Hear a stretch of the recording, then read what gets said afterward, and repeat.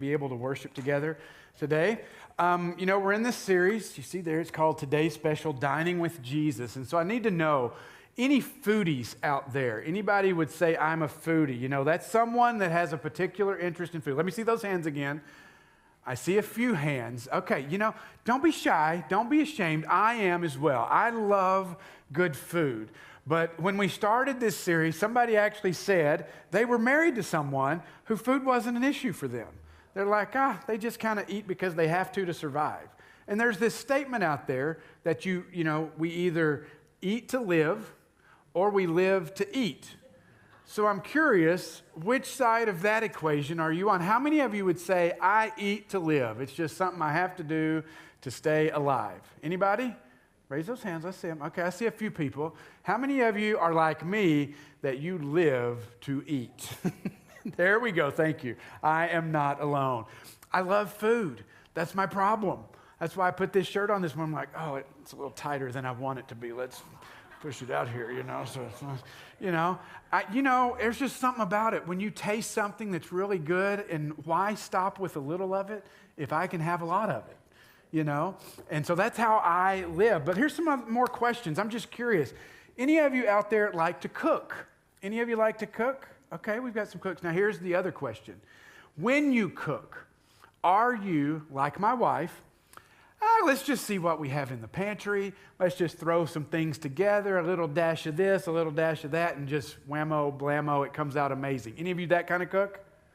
Or are you like me? There is joy, and there is freedom, and there is peace when I can follow a recipe. There we go. I like a recipe. It just, something freeing about that. It says, put a cup of this in, and I don't have to guess. I get a cup, and it's good, Okay, so some of you like to, how many of you would say, I don't really care to cook, but I really like to bake? Anybody bakers out there? I know Marty Stoll is, because this woman makes some cinnamon rolls that, I could eat the whole pan by myself. So, occasionally I like to bake. A couple weeks ago, I just decided, I think I'll make some bread. Let's just see how that goes. And, it wasn't too bad. Here's the last one. How many of you would say it's summer?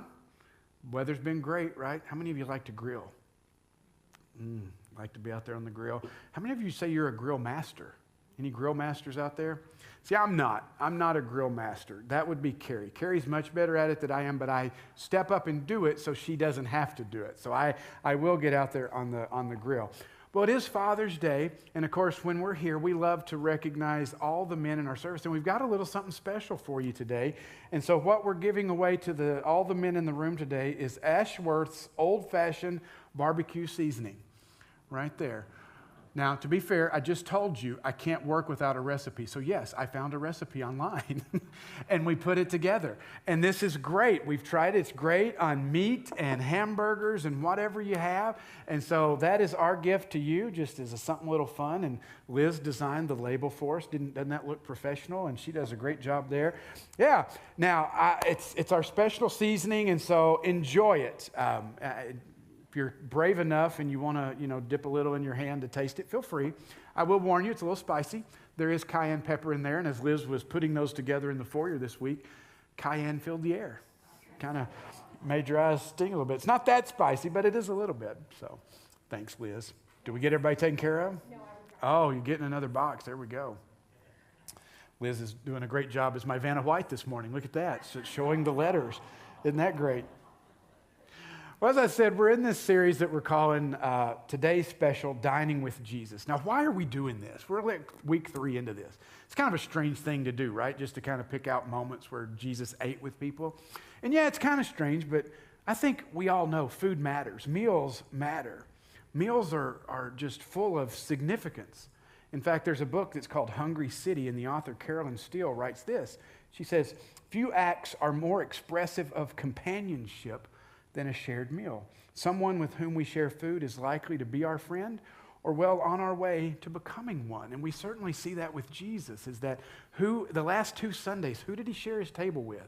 He went to the home of those dregs of society, those sinners, those tax collectors and prostitutes, and he's right there at the table with them. And yeah, as he's eating with them, he's like talking to them and caring about them and loving them. But then last week we had the story where he's at the home of a Pharisee, the religious leader, and we're like, hold on, Jesus, you can't be at both tables. And he's like, oh, yes, I can. This is how I do things. And we see from Jesus this incredible model that says, we don't have to be so limiting with who we invite to our table. Be like Jesus. Open the table and allow people to come in. In fact, sharing a meal and food was so important to Jesus. I want to do a quick exercise, though. I want you to complete this sentence. Look at this on the screen. Jesus came blank. Jesus came to what? Why would you finish that? Save our souls. What was another one? Anybody else? You could fill it in with a lot of different things and be right, just so you know. To teach, yep. He healed. Love, yep. Seek and save the lost. He came to rise from the dead. He came to announce the kingdom. We could fill that in with so many things. But did you know that in Luke's gospel, he records Jesus actually saying something about, he finishes basically this statement about himself. Look at this on the screen. Luke 7:34. Jesus is speaking here, and he says, the Son of Man came what? Eating and drinking. Now, hold on. That doesn't fit in our paradigm, does it? It's supposed to be something really spiritual and religious there that he came to do. And he's like, nope, the Son of Man came eating and drinking. I can get behind Jesus, right? I can relate to that. And look at what he says next. And again, Jesus is speaking. And he says, and you say, here is a glutton and a drunkard, a friend of tax collectors and sinners. Okay, so here's a question. How much eating and drinking did Jesus have to do before they got to the place where they said, you are a glutton and a drunkard? Right? So this is something that was a big part of who Jesus was, his ministry. I mean, you almost get the impression this guy's just walking around with a taco in his hand all the time. Because they're saying, all you do, Jesus, is eat.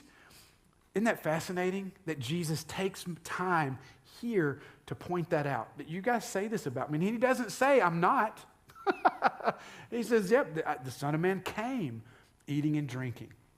There's something significant about food and sharing it with other people. And it takes something that is necessary for life that we all need, and it brings people together. Or should I say it can bring people together if we allow it. In fact, as I was studying this week, the author Carolyn Steele, she talked about how meals are so significant for companionship. And I hadn't seen this before, but somebody said, have you broken down the word companion? And I thought, nope, never have. And so when you break that down, you get the com, which means with or together. And then you have panion, which is from the word panis, which means bread. And so the word companion literally means bread fellow. Well, for me, I thought you can stop the sermon right there because that is so significant. We don't think about it that way, but it really does highlight for us the importance of being around the table together. There's real significance there. And in the past couple weeks, like I said, we've seen Jesus put himself in some different situations, sharing meals with those that it would be very scandalous for him to do because they thought he would be unclean just by being in the presence of those people. But he also went to the religious leaders and the Pharisees. He really wasn't that discriminating in who he was willing to eat with. And today we come to a time in his ministry where he's not in somebody's home, but food is a central issue of what's taking place. And he miraculously meets the people's need with food of 5 simple rolls or small loaves of bread and 2 fish. This is one of the very few stories in the Bible that all 4 Gospels talk about. And so I don't know, but that means there's some real significance here. And we know it very simply as the story of the feeding of the 5,000. And if you grew up in Sunday school, if you're like me, you can remember the flannel graph and the picture of the people and the loaves and all these things come flooding back to mind. But I do want to tell you there's a few things happening right around this moment in Jesus' life. In fact, if you put the 4 gospel narratives together, you find out that one of the things that's happening is the disciples, the 12, have been sent out. They've been sent out to heal. They've been sent out to teach about the kingdom.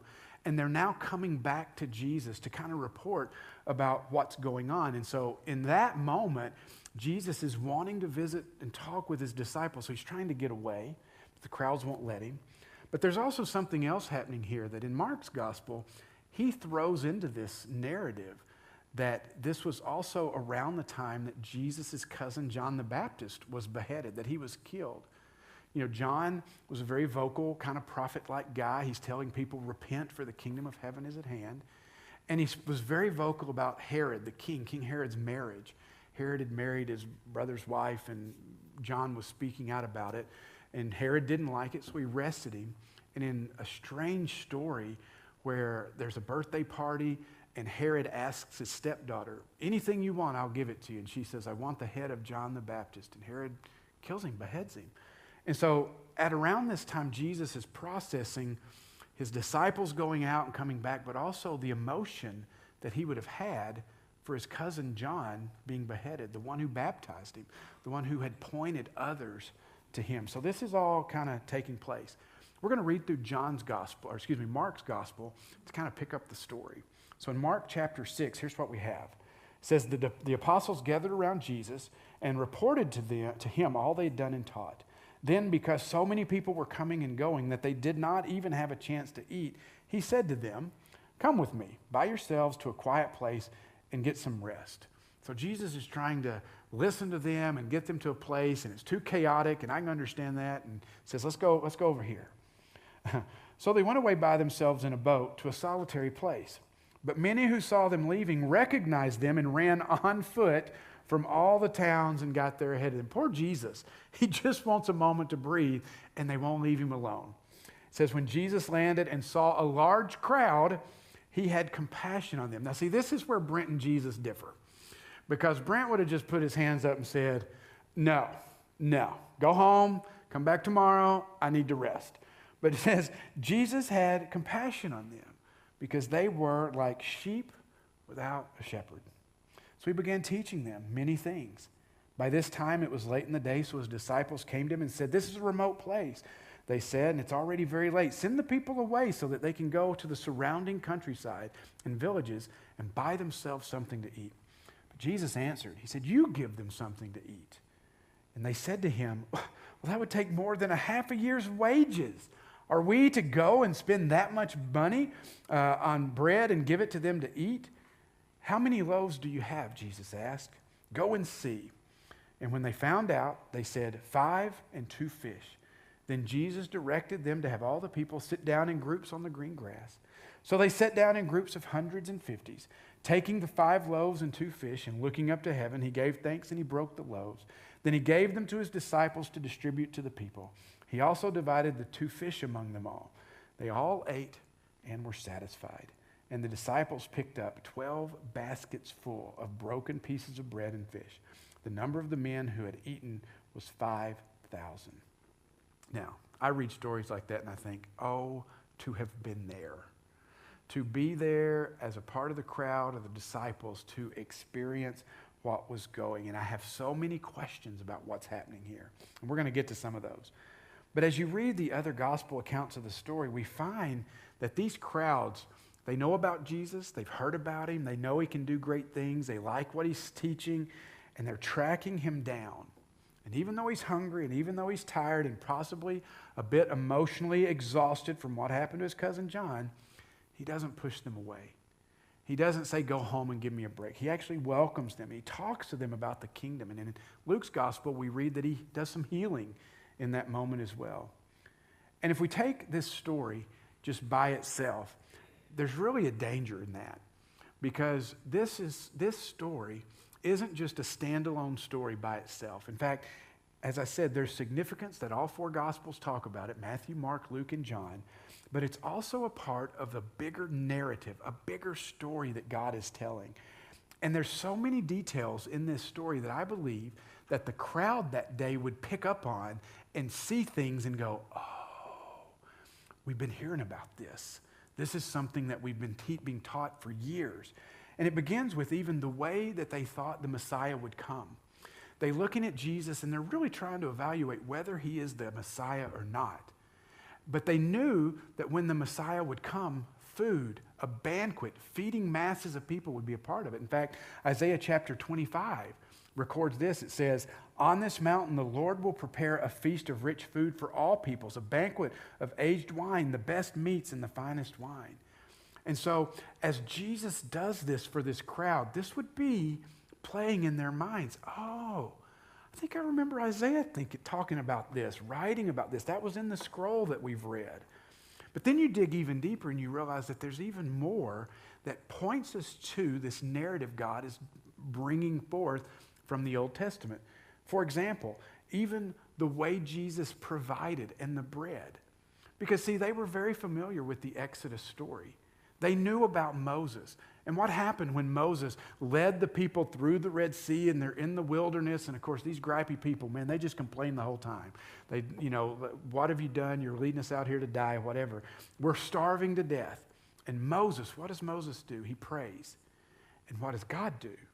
God sends manna from heaven, bread down from heaven to feed them daily.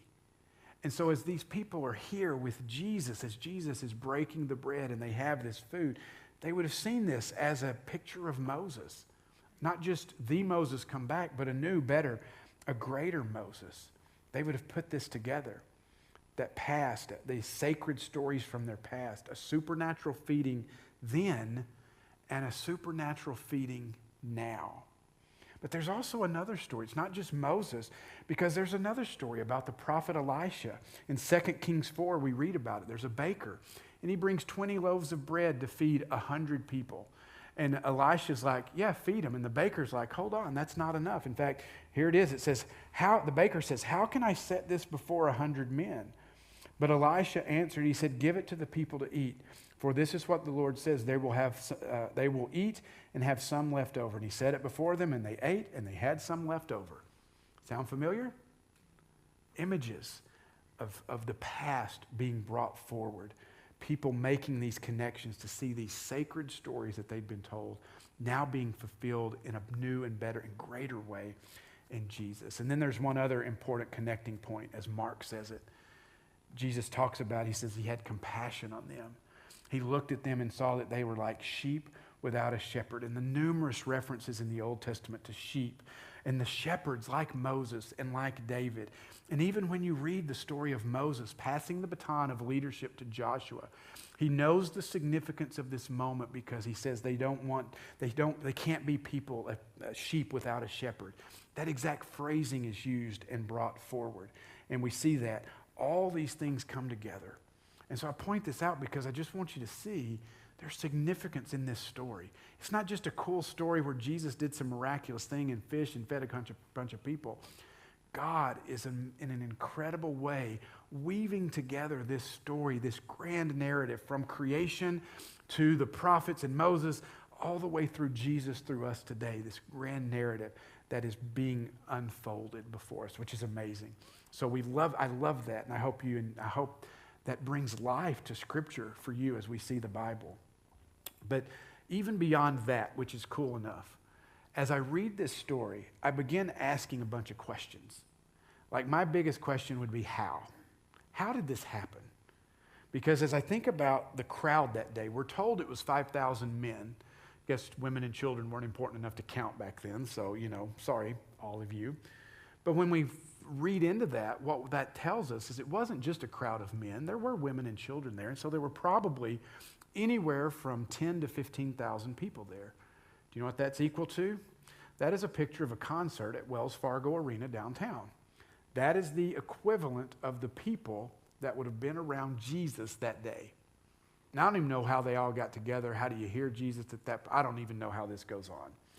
But I wonder, how did Jesus take 5 loaves and 2 fish and feed that crowd? Anybody else want to know that? There used to be a show on television called The Masked Magician. Anybody remember that? And he would do magic tricks, and then he would tell you how it's done. He broke the magician's code. I love that show because I always love to see how things work, how things are put together. But what's interesting here is there's 2 possibilities, I think, of how this story took place, how it unfolded. And the first one, I think, is where we land, is the miraculous model. It's how we look at it and we go, there was a miracle that took place that day, that there was very little food, and that Jesus prayed, and it became much food. So much food that everyone ate until they were full and satisfied, and then at the end, they collected 12 baskets of leftovers. I have no problem with this telling. I think for people, us, that are following Jesus and our faith is founded on the fact that a man was dead and rose to life, For him to break bread and feed a multitude, he's not even breaking a sweat to do this. It's just, that's the easy part, right? So I don't think this is a problem for him to be able to do something miraculously.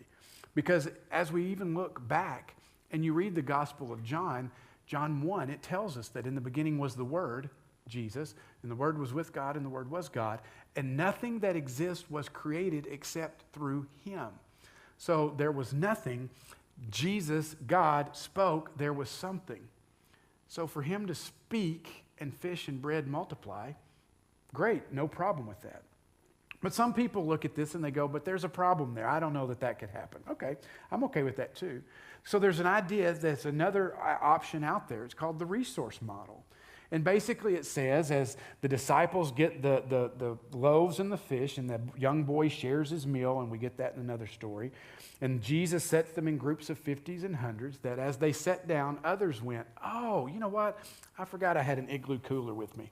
Let me open it up, and I'll bring out my loaves and my fish. I think you can get there. I think that's okay, too. But I don't think these two ideas are mutually exclusive either. I think they can both happen. But what I want us to be cautious of is sometimes what we like to do, what I like to do, is I want the Bible to answer questions that it doesn't answer. I want to know how this happened. Were the disciples just blindly walking with baskets and they just kept reaching in and fish just kept coming out? Could you have looked down in the basket and see fish just start bubbling to the top and overflowing? I don't know. And the problem is the Gospels don't tell us. And I think this highlights for us one of the challenges we have when we come to the Bible, is that we want it to answer questions that it's not intending to answer, so we try to force it to. And in doing so, we miss the bigger picture of what this story is trying to communicate to us. What is the point? I mean, as I said, it's in 4 Gospels. That's significant. That is so important.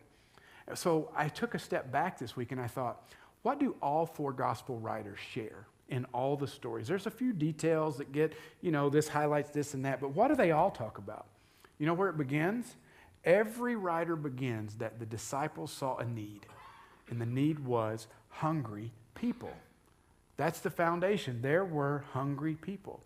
And to their credit, the disciples, who were probably hungry and tired themselves, began to think about the people and see a need within the people. And before it got too late, they said, these people are going to need to eat. Let's help take care of them. But what the disciples didn't count on was Jesus' response. Because all 4 narratives then tell us that the disciples are then told by Jesus, you feed them. You take care of this. And there is significance when it talks about Jesus and his compassion and all this, because I think sometimes when we think of compassion, we think of it like this: oh, I feel bad. I hope things get better for you. Let me go about my day. But the compassion that Jesus shows here is not, I'm going to make a social media post about, oh, this tragedy. It's, I move to the point of compassion that it moves me to action. It moves Jesus to action, to step in and to meet the very real need of people. And instead of passing the buck to someone else to say, well, you do this, you take care of them, you do it, he tells the disciples, you can do better than this. You can actually be a part of the solution. You give them something to eat. You take care of this. Make this your responsibility. Own this. And in doing this, what Jesus is doing is he's inviting them to be a part of the solution. Now, I get the disciples. I'd have been the same way, because they had basically 2 responses, 2 objections to what Jesus is saying. The first one was kind of like this who me moment, like, you feed them. Me? And then they tell them why they can't do it, because they look at it from a position of scarcity and they go, we only have 5 loaves and 2 fish. We can't do this. We only have 5 loaves and 2 fish. I mean, they stole some little kid's Lunchable along the way and made an excuse of not having enough. They saw the little. The other response they had is this, and it'll cost too much. We don't have enough, and it'll cost too much. They said to feed everyone would cost a half a year's wages. But Jesus is not limited And he's undeterred by these limitations or these excuses or these objections. And in this, we see something beautiful. Because even through their objections, we see Jesus inviting them in to see what he can do when there is a need, even when it looks like there isn't enough. Isn't that beautiful? That even though the disciples are just going, no, we can't, send them away. And Jesus is still saying, hold on, come in. Let me invite you in. We're going to do something together, and it's going to be incredible. There's another common thread here too, is that it says all the stories talk about the people eating and being satisfied, being full. And some people might try to say, oh, well, that's exaggeration. They just all got a little nibble of something. Why? If there's 15,000 people, a little nibble's still a miracle for all 15,000 to get something. There's something incredible, but the Bible, all the stories say they had their fill. They were satisfied. No one left lacking. No one left hungry, which I love. And then the last common thread is just this, is that all of them mention that there were leftovers. 12 baskets full. Of course, 12 is a significant number in the Bible as well. There were 12 tribes of Israel in there. There were 12 disciples. And what I think is funny is that there were 12 men who said, we don't have enough. And every one of those guys who said, we don't have enough, walked away with a basket. Isn't that just showing us the sense of humor of God? You said there wasn't enough, now take a basket with you. That's God. I love stories like this and all the stories that we're looking at this summer because they capture Jesus not in some grandiose situation, but he's just minding his business. He's just meeting with his disciples. They're trying to get away, and man, the crowds just come. And we get a glimpse into who Jesus is and what he's really about in these moments, in these stories. And so, as we think about this story, I think it's easy for us to maybe even want to put ourselves into the story, to say, who am I in this story? And there's a few options here. Maybe we feel like we're the crowd. Maybe we feel like we're following Jesus around and there's something there's something special, and we're kind of searching, and we recognize that we have a need for something. We're hungry, we need healing, we want deliverance. We're looking for meaning and purpose. We know life has to be more than just existing. And we come to Jesus, and in this story we see that Jesus, for those who are seeking, he won't turn us away. He invites us in, and he looks at us with a heart and with eyes of compassion. And he will teach us, and he will share his life with us, and he will heal us, and he'll meet our needs, and he'll set us free and give life meaning and purpose, and he'll feed us physically and spiritually. That's a possibility. Maybe you see yourself as the crowd today, but maybe you see yourself as the disciples in the story. You're aware of a need out there, but we're overwhelmed about that need, and we don't know what to do about it. Maybe you're indifferent to the need. Maybe your own hunger keeps you from really digging in and caring. But maybe you're tempted to respond the way the disciples did. You know what? Just send them away. Let somebody else deal with it. There's a need. But as I was reading this week, one commentary made this point. It says, God doesn't usually lead us to see a need unless it is in his mind to meet that need through us, even if we might be unwilling. Isn't that amazing? Isn't that a beautiful sentiment too? That when we are recognizing a need around us, that it's God's invitation to us to help be a part of what he's doing. And I think in our world, sometimes that when we see a need, we assume that means making a social media post about it, and then we've done all we need to do. That we've addressed that need and we can move on. Or to address that need means just telling somebody else, notifying others. But what might we be missing by moving on when Jesus wants to bring us into and be a part of the solution, a part of something miraculous? We can focus on the little we have, our limited resources, or we can begin to ask, what can Jesus do with what we've got? Jesus didn't seem to be bothered by the finite resources. He didn't seem to be bothered by the exorbitant cost to feeding the people. He saw the need and he acted.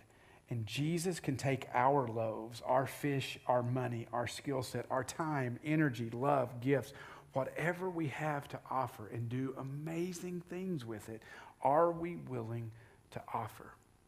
But I think there's a temptation for us to try to operate from a position of scarcity. We kind of build a theology of scarcity. And I wonder how many times this mentality keeps us from acting. I'm not good enough. My home's not good enough. I don't have enough. And what we see in this story is that in the hands of Jesus, it is more than enough, even to where there is leftovers. I think back to a story in 2020. COVID's raging. We're all not even meeting in person still. We're meeting by Zoom, trying to figure out what the world's all about. And sitting in our offices down here, we began to have conversations to say, okay, we need to dive into something. Something needs to be done in our world. So we picked up the phone and we called Althea Holcomb, who is the executive director of West Des Moines Human Services. You may not know this. West Des Moines is one of the, maybe the only municipality in the state of Iowa that has its own human services department. So that's something they're committed to, that they've created this to help meet needs in the community. So we reached out to her and we said, what do you need? And she said, well, we could use some soaps and we could use, some personal hygiene products like toothbrushes and toothpaste. And we were like, okay, she's missing what we're asking. So we emailed her back and we said, no, if you had $1 million, now we didn't have $1 million, but if you had $1 million, what would you do? And she went, oh, that's your question. And then we had an extended conversation with her that began with her saying, the greatest need I see in our community is childcare. Not enough, and specifically there's not enough for families that can't afford childcare, those that need childcare assistance. So we took that conversation, we began praying, and we began talking with the elders of the church, and we kind of laid out and said, I remember in the beginning we said, we don't know what God could do with this. I wasn't pushing it, the others on staff weren't pushing it. We just said, let's talk about this. And in the beginning, there were some elders that were like, I don't know about this. This sounds like a big, I'm not sure. But over like a 6-month window, after many, many conversations, we all came to the place and we said, you know what? We've got a building that sits empty 6 days a week. That's just bad stewardship. We've got cash in the bank. Praise God, through COVID, our finances did fine and we had some cash on hand. It's just sitting there. What if we take this and we see what can happen? And we began to move. And in 2021, we began the process of redoing our building. I can't tell you the number of hoops that had to be jumped through. We had to have the land had to be rezoned in order to do it. We went to a planning commission meeting, which not my strong suit. We've met with the fire marshal and the fire inspectors and the building inspectors and architects and all these things to try to make this happen. Along the way, there was money, and we thought, oh, there's a grant. And we applied for it, and we thought, we've got it. And we did some things, and then we found out we didn't get it. And we were like, oh. And there were some mistakes along the way, costly mistakes, like when we assumed we had extra money, and we told the painter, oh, yeah, just paint down the hall. The carpet doesn't matter. We're going to replace it. Well, that was a $25,000 mistake at the time, and I went, oh. I lost a little bit of sleep over that one. But then, because we were moving forward, we had offered our loaves and fish. Miraculously, the grant we thought we didn't get, we were contacted and said, oh, there's more money. You get it. $750,000. And last Friday, we submitted the final rounds of receipts where we turned in $750,000 worth of expenses to be covered by somebody else. Isn't that amazing? You see, that story I tell you because when we began this process, we had no idea the money was there. During the process, we thought we had it and we lost it a couple of times, which was very disappointing. A lot of heartburn for Brent over that one. And in the end, God took what we had, our faithfulness, and multiplied it. Now, I'm not saying that to say God does that every time, but I just want to remind you that God is still in the business of multiplying loaves and fishes. He's in the business of taking what you have, even when you look at it and you go, it's not enough, it's not good enough, it's not big enough. And he says, but I can use it. You see, as I said, I think we deal a lot with a theology of scarcity. We don't have enough. And what we need is a theology of leftovers. There's a book called Dinners with Jesus. We're kind of using it to help guide the series. And the author, Tim Chester, he writes this. He says, we need a theology of leftovers. He said, the Old Testament people of Israel were told together just enough manna for one day. And that's in Exodus 16. When they tried to gather 2 days' worth, it always went bad. If you acted as if manna was a finite resource that must be hoarded, then it went bad. You could only consume it by trusting that it was an infinite resource from God. The disciples thought their 5 loaves were a finite resource that couldn't be shared. 5,000 people later, they still had 12 baskets full of bread. How often do we look at things to say they're finite when God goes, nothing is finite with me. I'm an infinite God and can do more than you could ever ask or imagine. That quote continues. He says, can you reach your neighborhood with the gospel? Can you pluck up the courage to tell your friends about Jesus? Can you start a new church in your city? Can you feed 5,000 people with 5 loaves? I love that quote. We need to replace our theology of scarcity with a theology of leftovers to see that God can do more than we could ever imagine. What is God saying to you today? Maybe you came in here with a need, and I want you to hear from this story that Jesus has compassion and will help you meet that need. But maybe you see a need. Maybe you're like, I'm good. God's been good to me. Life is okay. I'm okay. We're moving forward. But maybe you see a need. How might Jesus be inviting you to be a part of meeting that need, to see him do the miraculous by multiplying what you have to meet that need in our world today? Let's pray.